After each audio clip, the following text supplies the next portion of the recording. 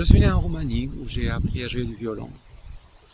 J'ai beaucoup aimé mon professeur Emil Kobilovic, un homme modeste, dont j'ai découvert plus tard les cahiers d'études sur un domaine difficile du violon, les sons harmoniques. J'étais jeune et j'ai suivi les conseils de mes parents qui s'inquiétaient de mes projets de devenir musicien, parce que c'était selon eux un métier pas sûr, pas bon pour avoir une famille, et j'ai essayé de devenir ingénieur. Je ne sais pas si j'ai réussi, mais la famille est née et j'ai des enfants qui sont musiciens.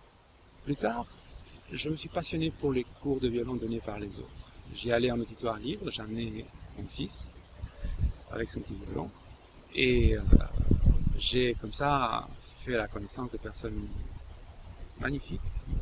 Monsieur Draginski à Bruxelles, Halutun Betelian et Michal Lefkowitz en Californie. Et en France, j'ai eu la chance de connaître Monsieur Devieri, cette grande personnalité du violon qui est décédé il y a peu.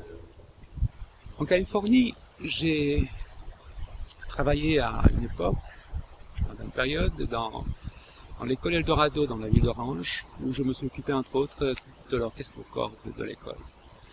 En parallèle, j'écrivais la musique de la méthode de lecture Magellix dans sa forme animée en vidéo. Toujours en Californie, j'ai créé la comédie musicale Hatshepsut, qui a été mise en scène à l'université de Californie à Irvine.